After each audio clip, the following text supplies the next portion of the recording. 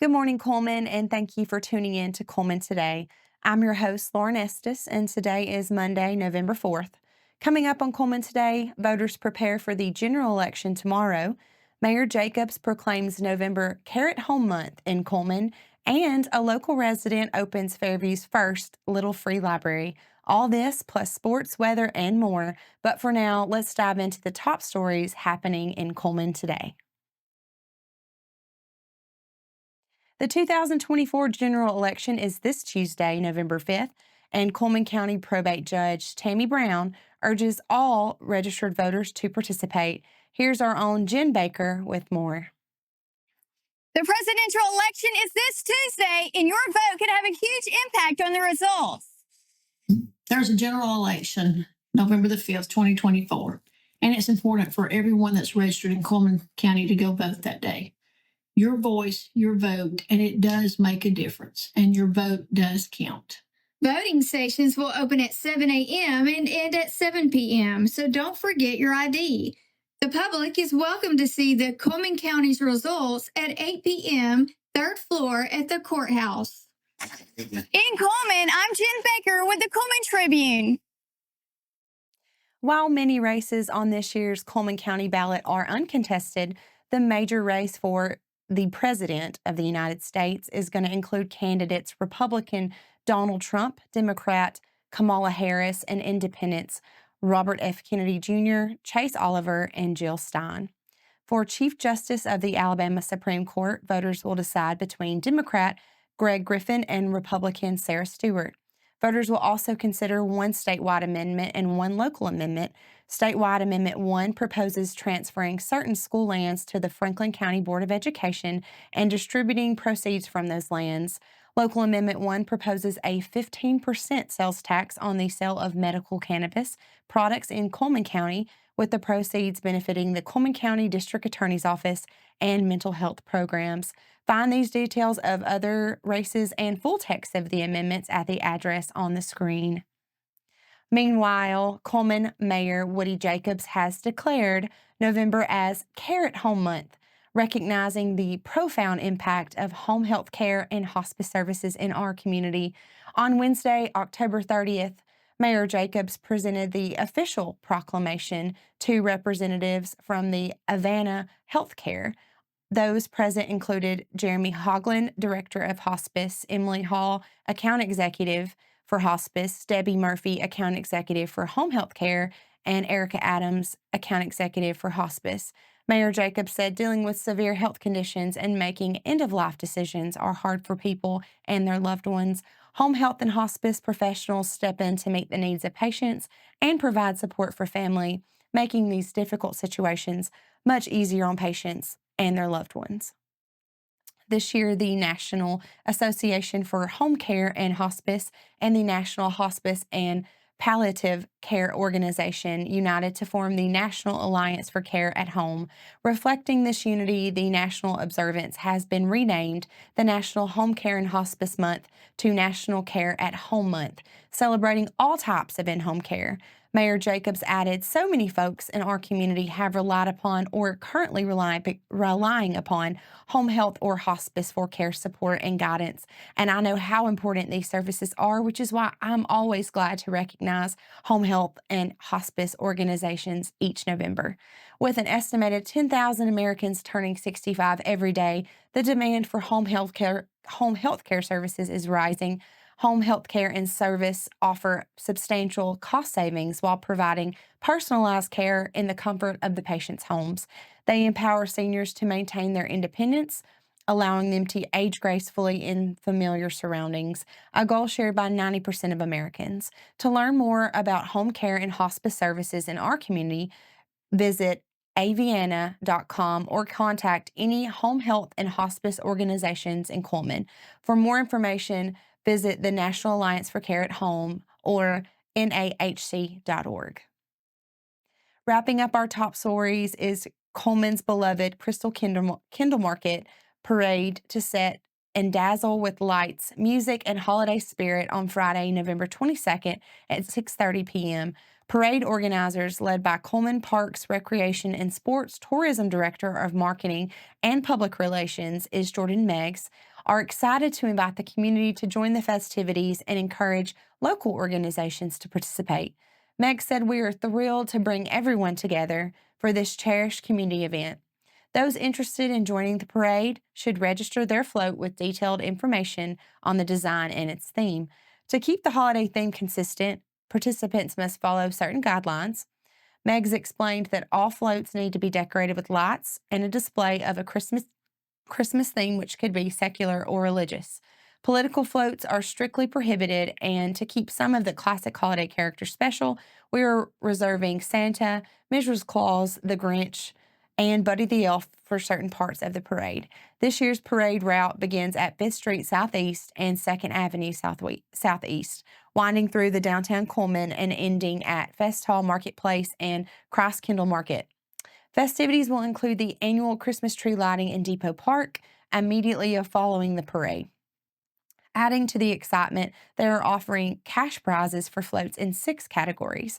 Meg said, "We want to celebrate this creativity and effort that are put into these floats, so we're awarding prizes like Most Creative and Best Spirit at $500 each, with a grand prize of $2,500 for Best Overall Float." Marching bands are also invited to participate, and the event is encouraging bands to participate by waiving the registration fee. They are also offering a $1,000 prize for Best Marching Band. These participants can compete for these prizes with a $10 fee or simply join the parade for free if they prefer to not compete. Check-in starts at 4 p.m. on November 22nd with float inspections at 5 p.m. and in case of inclement weather, a rain date is set for November 23rd. For more information or to register your float, visit CullmanCrossKendallMarket.com.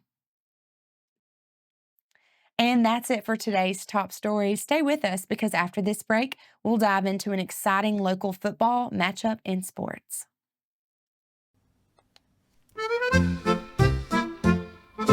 What's in the magazine? October's peeking in. Oktoberfest in Cullman, let the fun begin. Heroes in our town, business all around, recipes for sharing, joy everywhere found. Colonel Cullman cheers, history in our ears, community so bright, polka through the night. Sports spotlight today, kids come out to play. Fields and courts are buzzing in the autumn sway.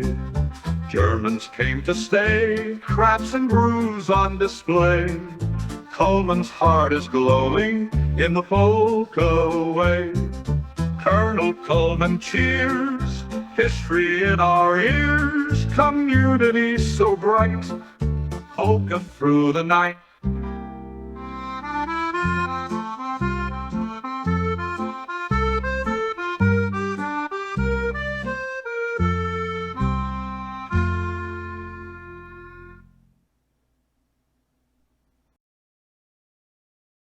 Hello and welcome back. Now it's time to find out what's going on in the world of sports. In today's sports segment, let's take a look at Friday night's biggest local football matchup. The unbeaten Fairview Aggies made a trip to the packed-out stadium in Good Hope for a highly anticipated matchup with the undefeated Raiders Friday night. And like they have all season, the Aggies put up big numbers with an explosive rushing attack to race past Good Hope 48-21 and finish the regular season 9-0. Fairview running back Jake Harper racked up 282 yards and 4 touchdowns on the ground to lead the way for the Aggies. Fairview jumped up to a 7-0 lead early in the first quarter, and Good Hope drove down the field on an ensuing drive with the chance to tie the game. The Raiders moved inside the Aggies' 5-yard line, but were forced to turn over the ball over on downs, and Fairview maintained its lead. Leading 14-7 later in the second quarter, Fairview found the end zone in the final seconds of the first half to extend its lead 21-7 going into the locker room at the break. The Aggies' running game kept the chains moving in the second half, and Fairview was able to pull away and defeat Good Hope 48-21 to finish the regular season undefeated. Fairview quarterback Colt Redding completed 10 of his 14 passes for 164 yards and 3 scores in the win. Blake Rickard finished with 3 receptions for 67 yards and a touchdown, and Zayden Cruz added 36 receiving yards and a score on 5 catches. Carson Jones hauled in an interception for the Aggies on defense. And for the Raiders, quarterback Tyler Cohn finished the game 12 of 24 for 254 yards, 3 touchdowns, and an interception.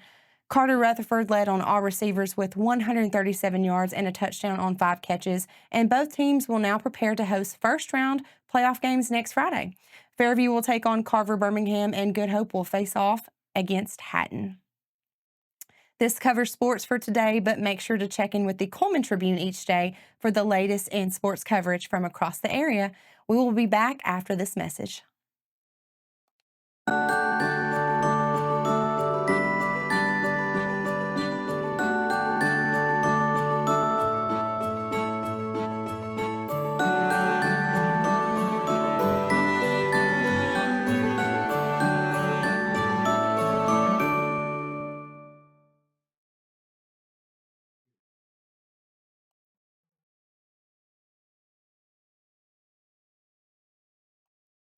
Hello and welcome back to Cullman Today. Now it's time to speed things up with a news rundown with 4 stories in just under 4 minutes.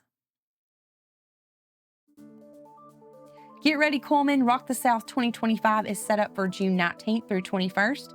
Partner and senior promoter at Peachtree Entertainment, Shane Quick, said, "Hosting an event of this caliber in my hometown is incredibly special. It is a privilege to share this experience with the people I grew up with and to see how it brings together fans from across the country to experience the heart of small-town Alabama." They promise a robust and diverse lineup for next year's festival, aiming to reflect the spirit and passion of the audience and community. Rock the South 2025 will honor both the heritage and legacy of the event, creating an unparalleled experience for attendees. Fans are encouraged to sign up at rockthesouth.com for exclusive updates on the lineup announcement and early access to the pre-sale tickets. Fairview now has its first Little Free Library thanks to local resident and Branch Books employee Stephanie Sprouse. Located at Randall Shed Community Park near the Veterans Pavilion, the library was made possible after Sprout raised $600 through donations and selling homemade items. "We enjoy Fairview Park and want to provide an opportunity for each child who comes to the playground to leave with a book," said Sprouse. She expressed gratitude to Fairview Mayor Keith Henry and the Town Council for approving the location. She plans to establish more Little Free Libraries in Cullman County and surrounding areas, and she is planning to attend the next Eva Town Council meeting to propose a new location and is considering adding one at the Simcoe Community Center. She explained, "I want each location to be close to my home so that I can keep them filled with books and maintain them if they're damaged. Hopefully, I will inspire others to steward Little Free Libraries near their homes." Sprouse received an Impact Library Program grant from littlefreelibrary.org to support her efforts, and anyone can visit the Little Free Library to take a book or leave one for others to enjoy. Those interested in supporting Sprouse's initiative can call 205-601-7323 or email sprousehouse777@gmail.com. The 2024 Cullman County Fair Queen Pageant was held on October 8th, and Cold Springs' own Avery Gersman was crowned this year's County Fair Queen. Gersman said, "I was so honored. This is truly a God thing. Never in a million years would I have thought this would be my reality." Gersman has been participating in pageants since the 6th grade and became involved in high school. She attributes her success to hard work and a strong support system, including her parents and her coach, Julie Graham. During the pageant, Gersman performed an interpretive dance using American Sign Language to the song, "Will the Lord Remember Me?" She hoped her performance would inspire others. She shared, "All I wanted through my talent was if anyone didn't know Jesus, they would know him after my talent." Gersman's community service initiative, Shine a Light, focuses on bringing mental health awareness to teens. She said, "I have struggled with mental health for many years now, and I want everyone to know that they're not alone." As a role model, Gersman encourages young girls to believe in themselves. She advised, "I tell them to believe in themselves and embrace their godly given qualities. Focus on your passion, your hard work, and always be kind. Additionally, faith plays a significant role in her life. She shared that God has played a significant role in my journey through pageants, providing me with strength and guidance. And one of my favorite Bible verses is Micah 6:8. I always want to walk humbly with God. She hopes to use her title to share her story and inspire others in the community. St. Bernard Preparatory School has unveiled the second edition of its annual ornament series following last year's successful debut featuring the Abbey Church. The 2024 holiday ornament highlights the historic administration building, an iconic structure with deep ties to the school's early history. Built in 1892, the building is one of St. Bernard Abbey's oldest and most distinguished structures. In 1914, it underwent extensive renovations, including a new stone facade and a grand porch adorned with Gothic arches. In the 1930s, the building expanded further, solidifying its role as a central hub for students and monks. However, after a tornado caused significant damage in 1988, part of the building was demolished in 1991, and this led to the creation of an open quad behind the building and marked with the return of wrought iron staircase to the building. Today, the building houses administrative offices on its lower floors, while the upper two floors serve as the girls' dormitory. With its rich history and signature architectural features, the building stands as a symbol of the enduring legacy. The 2024 brass ornament intricately captures this history and is available as a timeless keepsake of St. Bernard's heritage. To purchase the ornament, visit stbernardprep.com/St. Bernard-merchandise or call 256-739-6682 to pick one up at their historic building. That's your 4 stories in under 4 minutes. Now for a quick break before we look at the weather ahead and pay our respects with obituaries. I will be right back after this message.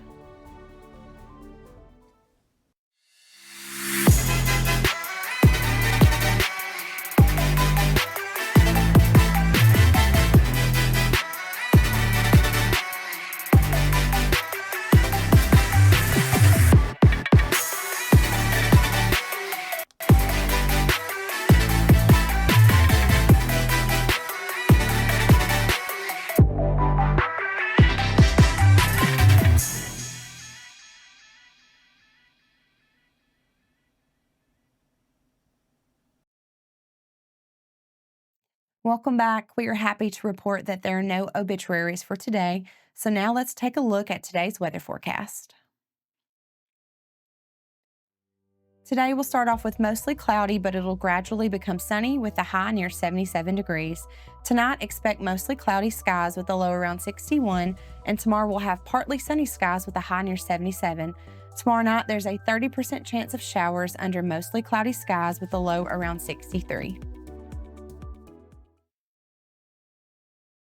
That concludes another edition of Cullman Today. Thank you for joining us, and we'll be back bright and early tomorrow morning at 6:30 a.m. But for now, I'm Lauren Estes with Cullman Today, wishing you a great Monday, Cullman.